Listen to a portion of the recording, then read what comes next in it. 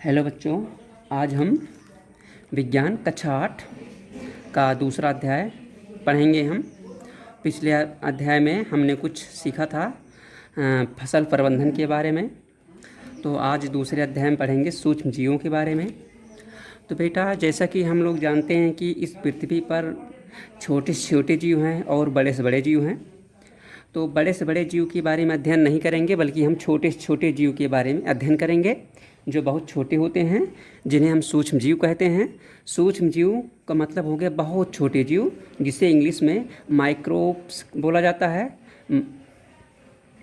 Micro means होता ही है बहुत छोटा, माइक्रो ऑर्गेनिज्म या माइक्रोब्स।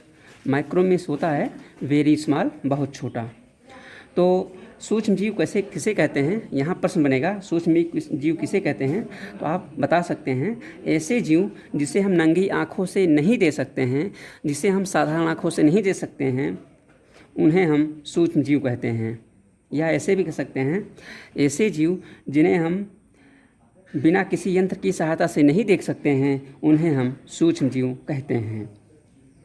देखिए बेटा, जितने भी जीव होते हैं वो कोशिकाओं से मिलकर बने होते हैं। जितने भी जीव होते हैं वो कोशिकाओं से मिलकर बने होते हैं। इस आधार पर कोशिका के आधार पर जीव कोशिका की संख्या के आधार पर जीव दो प्रकार के होते हैं, एक कोशिकीय और बहुकोशिकीय। एक कोशिका का बना होगा तो एक कोशिकीय जीव होगा, बहुत सारे कोशिकाओं से मिलकर बना होगा तो बहुकोशिकीय जीव होगा।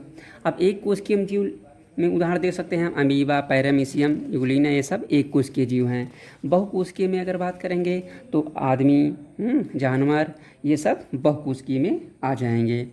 तो आप इस बुक के इस पेज पर देखें। सूक्ष्म जीवों को बेटा चार मुख्य वर्गों में बांटा गया है। ये वर्ग है जीवाणु, कवक, प्रोटोजोआ एवं शैवाल। अब यहाँ प्रश्न बन जाए कि सूक्ष्म जीवों को कितने मुख्य वर्गों में बांटा गया है, उन्हें लिखिए। तो आप बता सकते हैं सूक्ष्म जीवों को चार मुख्य वर्गों में बांटा गया है, जीवाणु, कवक, प्रोटोजोआ एवं शैवाल। तो आगे देखिए बेटा, इधर विषाणु भी सूक्ष्म जीव होते हैं, ऐसी बात नहीं है। ये थोड़ा सा सूक्ष्म जीवों से भिन्न होते हैं, इसलिए इस वर्ग में नहीं रखा गया है। कुल मिलाकर के सूक्ष्म जीवों को चार मुख्य वर्गों में बांटा गया है। तो आपका है जीवाणु, कवक, प्रोटोजोआ एवं शैवाल। तो हम थोड़ा थोड़ा करके समझ लेते हैं। देखिए, विषाणु वायरस भी सूक्ष्म जीव होते हैं। ये अन्य जीवों से सूक्ष्म जीव होते हैं, सूक्ष्म जीवों से भिन्न होते हैं। ये केवल परपोषी में ही गुणन करते हैं, मतलब पैरासाइट में, है ना। अर्थात जीवाणु पौधे अथवा जंतु कोशिका में गुणन करते हैं। ये देखिए, जुकाम, इन्फ्लुएंजा, फ्लू, अधिकतम खांसी विषाणु द्वारा ही होते हैं। अब आपसे प्रश्न पूछा जाए कि विषाणु द्वारा होने वाले दो रोगों के नाम बताइए, तो आप आसानी से बता सकते हैं जुकाम, इन्फ्लुएंजा, खांसी, ये सब जो है विषाणु से होते हैं। और इधर कुछ रोग और भी हैं, जैसे पोलियो है, खसरा भी, ये भी वायरस से ही होते हैं, विषाणु से ही होते हैं। अतिसार, मलेरिया, प्रोटोजोआ, अतिसार एवं मलेरिया प्रोटोजोआ द्वारा होते हैं। और इधर टाइफाइड एवं क्षय रोग, जिसे हम टीबी कहते हैं, ट्यूबरकुलोसिस। टीबी का फुल फॉर्म है ट्यूबरकुलोसिस। बेटा, फुल फॉर्म अगर आ जाए कि टीबी का फुल फॉर्म लिखिए तो आप बड़े आसानी से लिखते हैं। टीबी को हिंदी में कहा जाता है क्षय रोग, और इसका पूरा नाम है ट्यूबरकुलोसिस। तो टाइफाइड एवं क्षय रोग जो टीबी होता है, ये जीवाणु द्वारा होता है। अगर विकल्प दे दिया जाए, टीबी होता है प्रोटोजोआ द्वारा, जीवाणु द्वारा, वायरस द्वारा, हैं, इनमें सभी द्वारा नहीं, आप टिक लगाएंगे जीवाणु द्वारा। इस तरह से आपका प्रश्न होगा तो और आंसर दे सकते हैं आप। नेक्स्ट देखते हैं। देखिए बेटा, इधर आपका जो सूक्ष्म जीव हैं, इनकी विभिन्न आकृतियां हैं। आप आकृतियाँ देखिए और इसका रफ कॉपी पर बनाने का प्रयास कीजिए, धीरे धीरे प्रैक्टिस कीजिए बनाने का, तो जिससे आपका फिगर बनाने में बाद में पेपर में आसानी हो जाएगी। फिगर आप आसानी दे सकते हैं। कैसे है, ये आपकी स्क्रीन पर है बेटा, स्क्रीन देख सकते हैं। ये आपका पैरामीशियम है, ये चप्पल के आकार का होता है। देखिए, इसके अमीबा की आकृति अनियमित होती है, ध्यान दीजिएगा। ये क्षणनुमा जीवाणु हैं, ये देखिए, ये हैं सब शैवाल। और ये प्रोटोजोआ। इधर है कवक। कवक वर्ग में देखिए, फिगर देख लीजिए, अब आपसे कहा जाए पैरामीशियम का फिगर बनाइए, अमीबा का फिगर बनाइए, या जो है स्पायरोगायरा का फिगर बनाइए, क्लेमाइडोमोनास का फिगर बनाइए, तो आप देखिए, प्रैक्टिस कीजिए कैसे बनेगा। ध्यान दीजिएगा, रोक लीजिए स्क्रीन को, स्क्रीन शॉट भी ले सकते हैं आप। नेक्स्ट है आपका वायरस, विषाणु। विषाणु का फिगर देख लीजिए। आजकल आप देख रहे हैं कोरोना वायरस का कितना जो है प्रचलित हो गया है, कोरोना वायरस।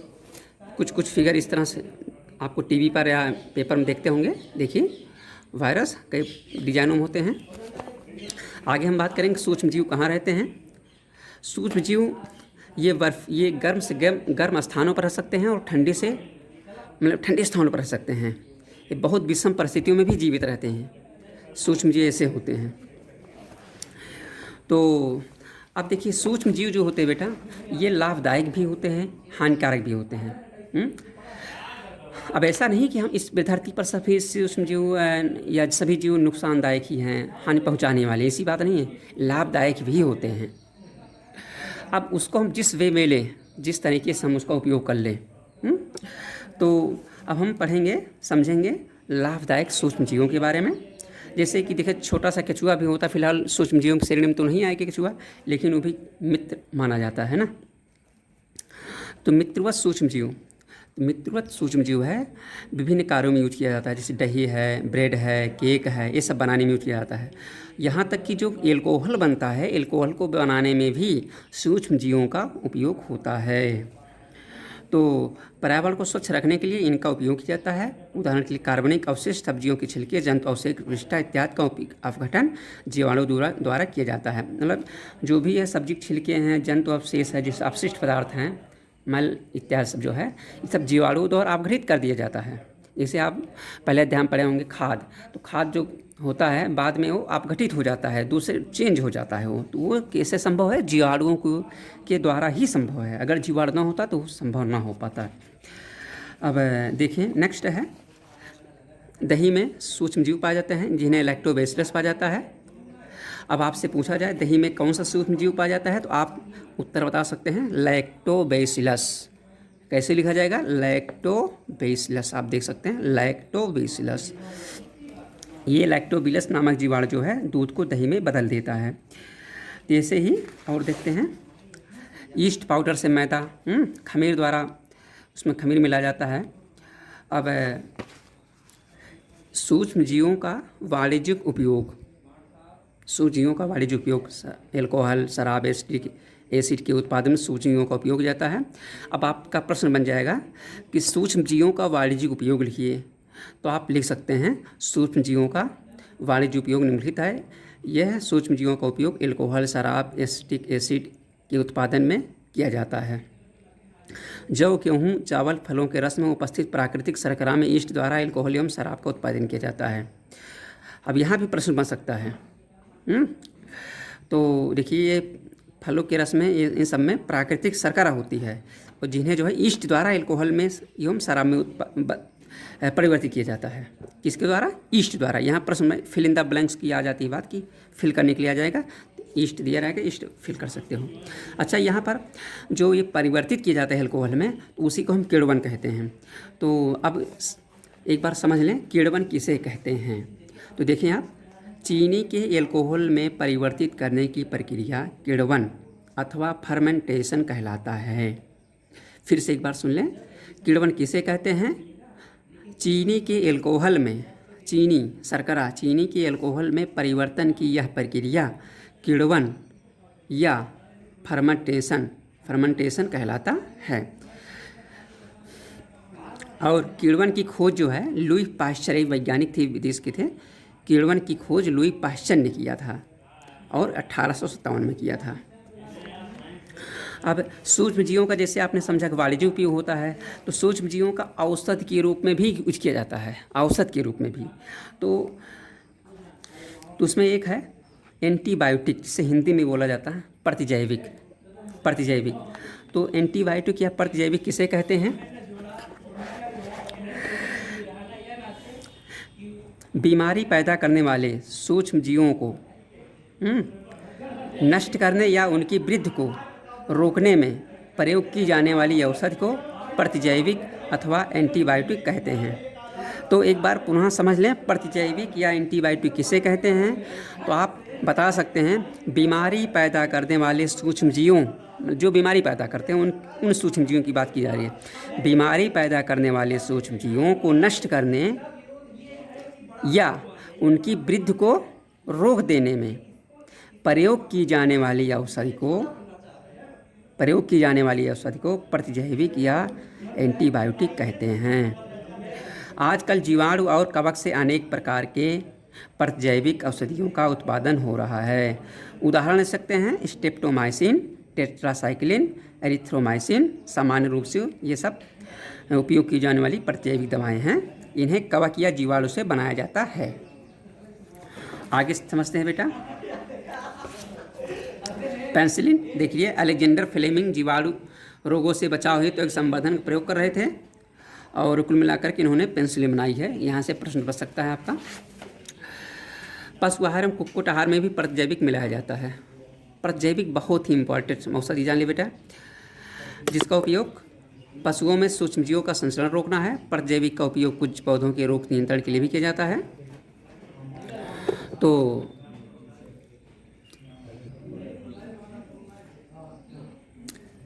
यहाँ आप समझ लें कि प्रतिजैविक हमेशा डॉक्टर की सलाह पर ही लेनी चाहिए। कोई भी दवा हो हमेशा डॉक्टर की सलाह पर ही लेनी चाहिए, अपने आप नहीं खा लेनी चाहिए। जो सिंपल सा है उसकी बात नहीं है बेटा। तो एक चीज़ और देखें यहाँ पर, सर्दी जुकाम एवं फ्लू में प्रतिजैविक प्रभावशाली नहीं है क्योंकि यह रोग विषाणु द्वारा होता है। यहाँ से प्रश्न बन सकता है। सर्दी जुकाम एवं फ्लू में प्रतिजैविक प्रभावशाली नहीं है क्योंकि यह रोग जो है विषाणु द्वारा होता है। यहाँ समझने की ज़रूरत है।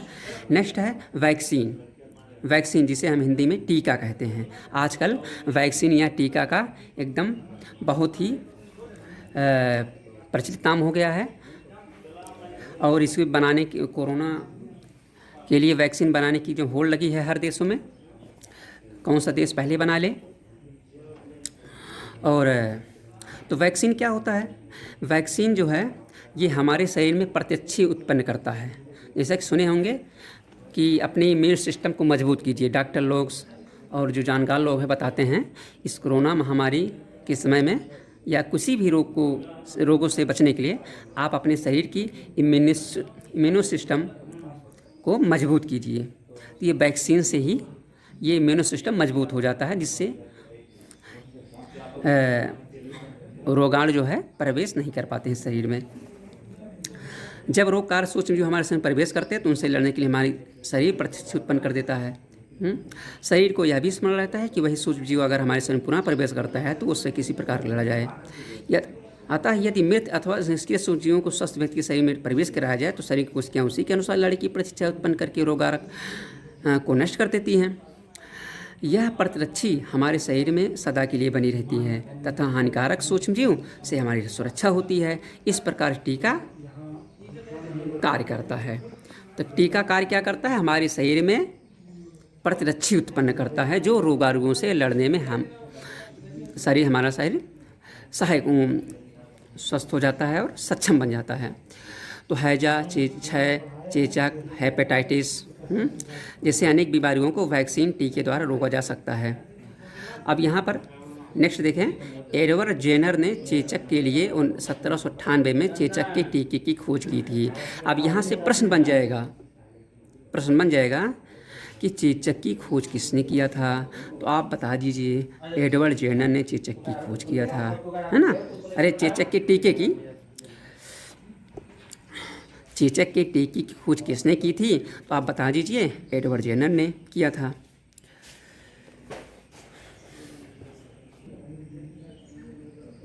देखिए बेटा, एक टीका है पोलियो ड्राफ भी एक टीका है। पोलियो जो है इसे हड्डियाँ टेढ़ी हो जाती हैं, अपंग हो जाते हैं, विकलांग हो जाते हैं, तो वो पोलियो के कारण होता है। तो पोलियो का टीका बना है जिसे पोलियो ड्राफ कहा जाता है।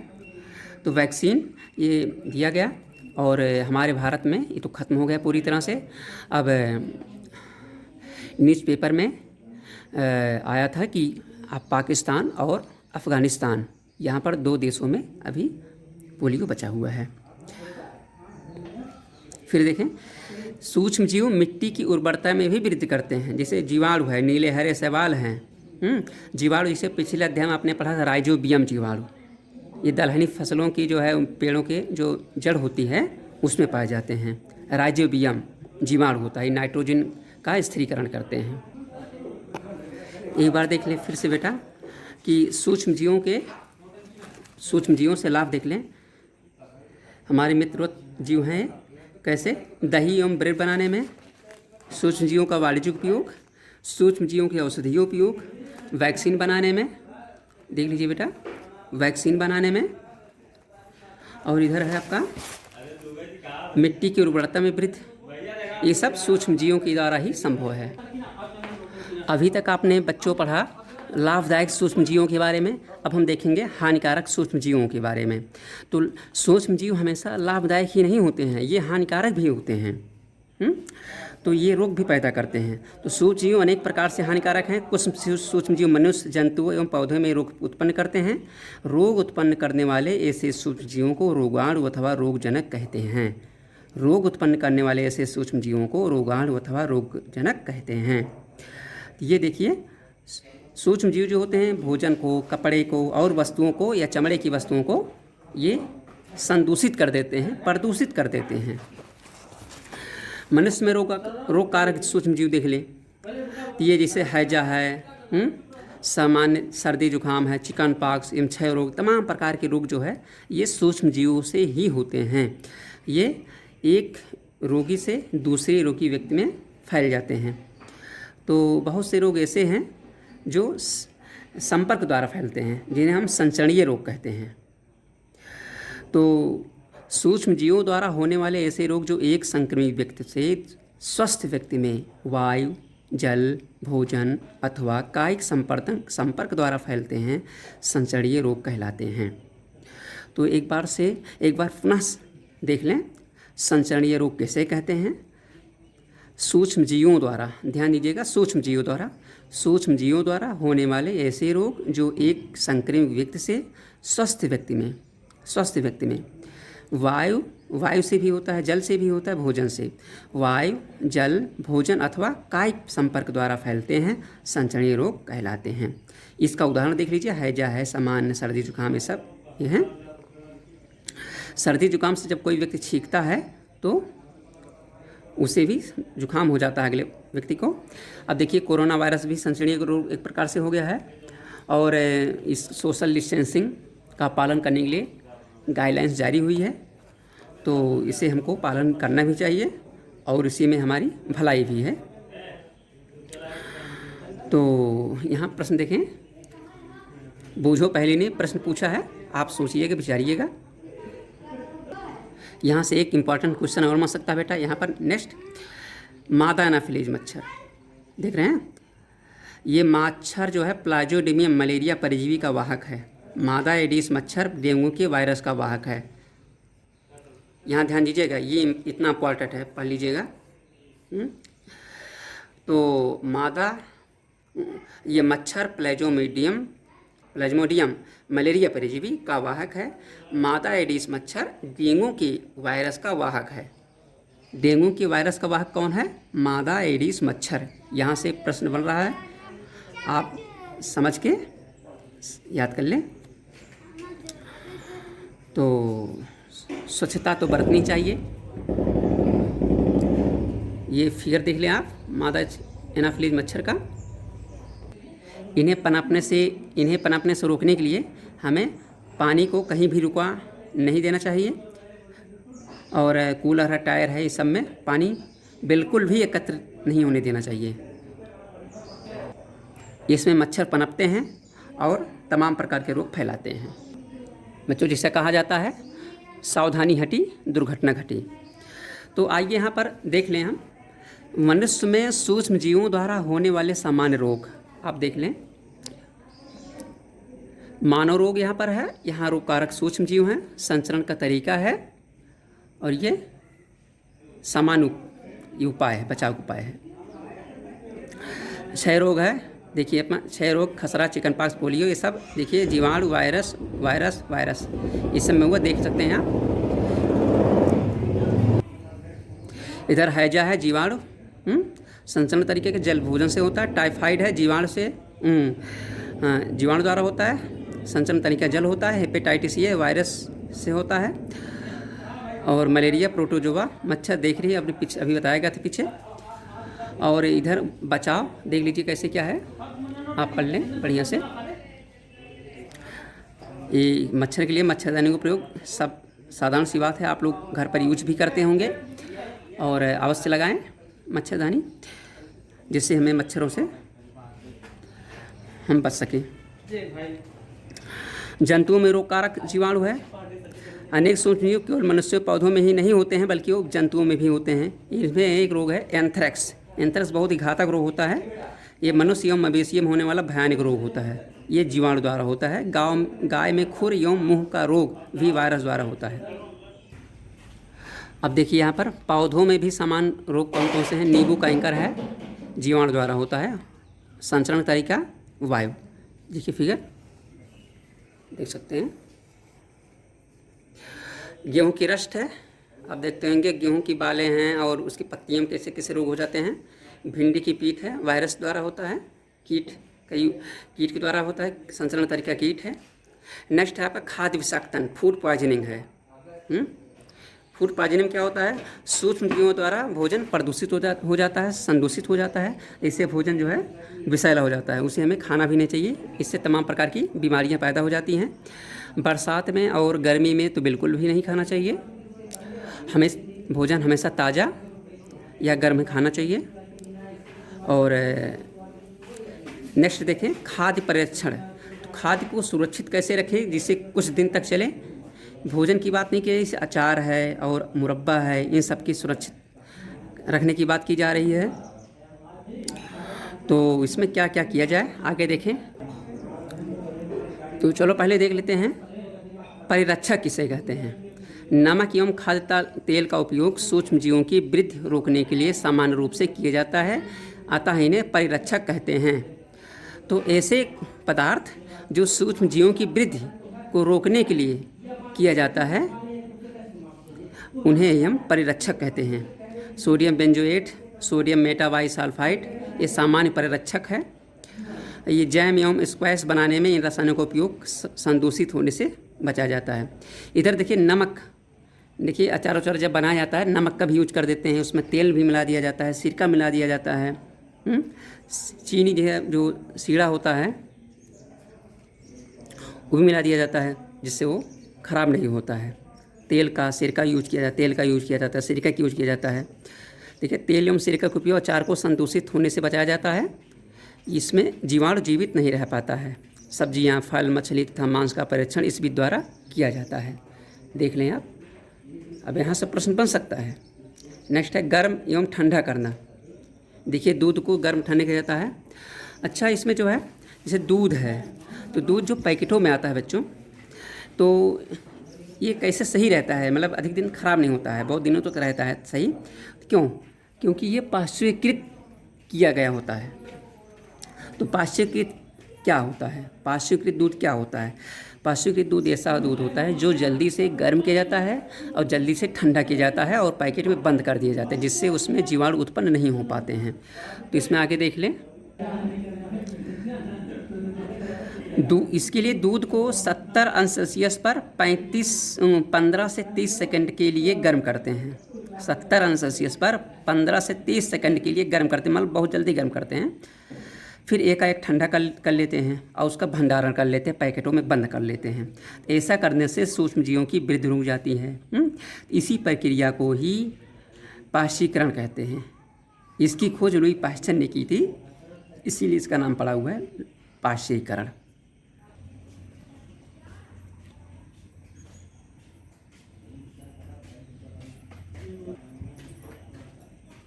तो पाश्चुरीकृत दूध क्या होता है बेटा?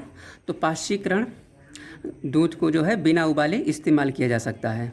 तो पाश्चुरीकरण किसे कहते हैं? पाश्चुरीकरण वह प्रक्रिया है जिसमें दूध को 70 अंश सेल्सियस पर 15 से 30 सेकंड के लिए गर्म किया जाता है और एकाएक ठंडा करके उसे भंडारण कर लेते हैं, पैकेट में बंद कर लेते हैं, जिससे सूक्ष्मजीवों की वृद्धि रुक जाती है। बस यही पाश्चुरीकरण की परिभाषा है। देखिए बच्चों, इसमें आपका ये अध्याय ही है सूक्ष्म जीवों के बारे में। तो नाइट्रोजन चक्र जो है ये भी सूक्ष्म जीवों से संबंधित है। ये इसे बताया गया है कि दलहनी फसलों की जड़ों में एक जीवाणु होता है जिसे कहा जाता है राइजोबियम जीवाणु। तो नाइट्रोजन का स्थिरीकरण करता है। तो हमारे वायुमंडल में 78% नाइट्रोजन होता है, जब सबके सबसे ज़्यादा है, ध्यान दीजिएगा, 21% ऑक्सीजन है और 78% नाइट्रोजन है। और नाइट्रोजन जो होता है सभी सजीवों का आवश्यक संगठन है, जो प्रोटीन, पर्णहरित, क्लोरोफिल, न्यूक्लिक एसिड एवं विटामिन में उपस्थित होता है। ठीक है यहाँ पर। तो सब इस तरह से ये नाइट्रोजन बहुत ही ज़रूरी है सभी जीवों के लिए, चाहे पौधे हों, आदमी हों, सभी के लिए ज़रूरी है नाइट्रोजन। तो वैसे अलग से जो उर्वरक दिया जाता है, एक है वो यूरिया। यूरिया में नाइट्रोजन लगभग 46% होता है, वो स्पेशली नाइट्रोजन ही उसमें होता है। तो नाइट्रोजन उर्वरक देने से पौधों को नाइट्रोजन आसानी से मिल जाता है। देखिए वायुमंडल में जो नाइट्रोजन होता है उससे स्थिरीकरण द्वारा होता है, वह जीवाणुओं द्वारा भी हो जाता है। देख लीजिए नाइट्रोजन चक्र बना हुआ है, आप पढ़ सकते हैं, देख सकते हैं। देखिए ये तड़ित द्वारा नाइट्रोजन स्थिरीकरण होता है, ऊपर के वायुमंडल नाइट्रोजन है, उसके बाद ये जो है इधर से ये तड़ित द्वारा नाइट्रोजन स्थिरीकरण होता है। जीवाणु द्वारा भी होता है, हरे सवाल द्वारा। जीवाणु द्वारा स्थिर नाइट्रोजनीकरण नाइट्रोजनी यौगिकों में परिवर्तित किया जाता है। इधर मिट्टी में यौगिक रूप में नाइट्रोजन उपस्थित हो जाता है। मिट्टी में नाइट्रोजन जो है मिट्टी में यौगिक के रूप में उपस्थित हो जाता है। बाद में ये जो है देखिए इस तरह से पौधों में यूज हो जाता है। देखिए अब एक सरसरी तौर पर प्रमुख शब्द इसमें कौन कौन? शैवाल है, प्रतिजैविक, ये सब देख लीजिए, जीवाणु वाहक, संक्रामक रोग, कीड़वन, कवक, लैक्टोबैसिलस सूक्ष्मजीव, नाइट्रोजन चक्र, नाइट्रोजन स्थिरीकरण, पाशीकरण, रोगजनक परिरक्षण, प्रोटोजोआ, राइजोबियम, टीका, वैक्सीन, विषाणु, ईस्ट, खमीर, ये सब हैं बेटा। तो इन शब्दों को देखिए और समझिए कि हमें कौन कौन शब्द जानकारी में हमारे हैं, कौन कौन से नहीं हैं, इनके बारे में हम क्या जानते हैं, कितना जानते हैं। और यहाँ देखिए हम आपने क्या सीखा सारांश रूप में। सूक्ष्म जीव अत्यंत छोटे से होते हैं, ये बिना यंत्र की सहायता से नहीं दिखाए जा सकते हैं। ये गर्म स्थानों पर रह सकते हैं, मरुस्थल स्थानों में रह सकते हैं, ये ठंडे स्थानों पर रह सकते हैं, और ये कोशिकीय बहुकोशिकीय होते हैं। सब देख लीजिए, आप पढ़ सकते हैं, स्क्रीनशॉट लेकर के देख सकते हैं। प्रोटोजोआ अतिसार तथा मलेरिया जैसे रोग उत्पन्न करते हैं, ये सब हैं। सूक्ष्म जीव हमारे भोजन को विषाक्त कर देते हैं। इधर देखिए इंपॉर्टेंट है, मिट्टी में उपस्थित कुछ जीवाणु और नीले हरे शैवाल। अभी आपसे पूछा जाए कि नाइट्रोजन का स्थिरीकरण करने वाले 2 जीवाणु के नाम बताइए, तो आप आंसर दे सकते हैं राइजोबियम जीवाणु और नीले हरे शैवाल, ये उत्तर दे सकते हैं आप। तो देखिए लिखा भी गया, वायुमंडलीय नाइट्रोजन को स्थिरीकरण कर देते हैं और नाइट्रोजनी यौगिकों में परिवर्तित कर देते हैं, जो लिखा गया है पर। ये देखिए अपना, आइए अभ्यास प्रश्न देख लेते हैं। ये देखिए रिक्त स्थानों की पूर्ति कीजिए। सूक्ष्म जीवों को सहायता से देखा जा सकता है, बड़ी आसानी से फिल कर सकते हैं आप, बताया जा चुका है, यंत्र की सहायता से या सूक्ष्मदर्शी की सहायता से। नीले हरे शैवाल वायु से का स्थिरीकरण करते हैं, जिससे मिट्टी की उर्वरता में वृद्धि होती है, बताया गया है। एल्कोहल का उत्पादन पीछे आप देख सकते हैं, हैजा किसके द्वारा होता है, देख सकते हैं आप, इधर है। ईस्ट का उपयोग निम्न के उत्पादन में होता है, चीनी, एल्कोहल, हाइड्रोक्लोरिक अम्ल जिसे HCl बोलते हैं, ऑक्सीजन। हाइड्रोक्लोरिक का फार्मूला होता है HCl। निम्न में से कौन सा प्रतिजैविक है? Sodium bicarbonate, streptomycin, alcohol, east. अभी आपको प्रतिजैविक या एंटीबायोटिक के बारे में बताया गया था, पीछे उदाहरण दिया गया है, आप देख सकते हैं। ईस्ट, एल्कोहल, ये सब नहीं है। मलेरिया परजीवी का वाहक है, मादा एनाफिलीज मच्छर, काकरोच, घरेलू मक्खी, तितली, इस सब में देखिए समझिए। संसर्गीय रोगों का सबसे मुख्य कारक है चींटी, घरेलू मक्खी, ड्रैगन मक्खी, मकड़ी। तो इसमें सिंपल सा आपके घर पर मौजूद है ये घरेलू मक्खी। ब्रेड अथवा इडली फूल जाती है, इसका कारण है, देख लीजिए, आप पढ़ लीजिए। उष्णता पीसना, ईस्ट कोशिकाओं की वृद्धि मानने के कारण। तो ये है ईस्ट कोशिकाओं की वृद्धि के कारण। चीनी को एल्कोहल में परिवर्तित करने के प्रक्रम का नाम है, अभी जस्ट पीछे बताया गया था, देखिए आप।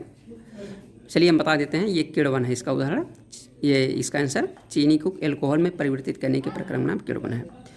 अब देखिए इसे मिला सकते हैं आप, मिलाइएगा, इसे फिल कर लीजिएगा, स्क्रीनशॉट ले लीजिए, या वैसे भी आप नोट कर सकते हैं कॉपी पर। देखिए नेक्स्ट क्वेश्चन है, यहाँ देखिए बच्चों कितने अच्छे अच्छे प्रश्न दिए गए हैं। सूक्ष्म जीवों के मुख्य वर्ग कौन कौन से हैं, पीछे भी बताया गया है। सूक्ष्म जीवों के 4 वर्ग हैं, आप देख लीजिएगा। और वायुमंडलीय नाइट्रोजन का मिट्टी में उत्सर्जन करने वाले सूक्ष्म जीवों के नाम लिखिए, अभी मैंने प्रश्न बनाकर पूछा था। हमारे जीवन में उपयोगी सूक्ष्म जीवों के बारे में 10 पंक्तियाँ लिखिए, आप आसानी से लिख सकते हैं। सूक्ष्म जीवों द्वारा होने वाली हानियों का विवरण कीजिए। परजैविक क्या है अभी बताया गया था, अभी क्वेश्चन पीछे भी था। परजैविक लेते समय कौन सी सावधानी रखनी चाहिए, डॉक्टर सलाह लेनी चाहिए। और भी चीज़ें हैं उस पीछे लिखा गया बेटा, समझ सकते हैं आप और अपने स्तर से भी ले सकते हैं।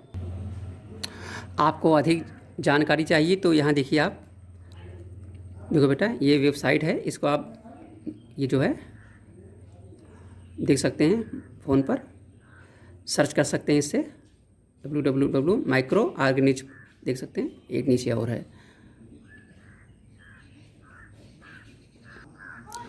इस वीडियो को एक बार न देखें, कम से कम 1-2 बार 2-3 बार ज़रूर देखें, बैक करके देख सकते हैं, तब आपको और अच्छे समझ में आएगा।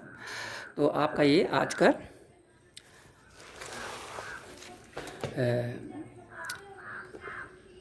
आपका ये अध्याय 2 कंप्लीट हुआ। थैंक यू, धन्यवाद।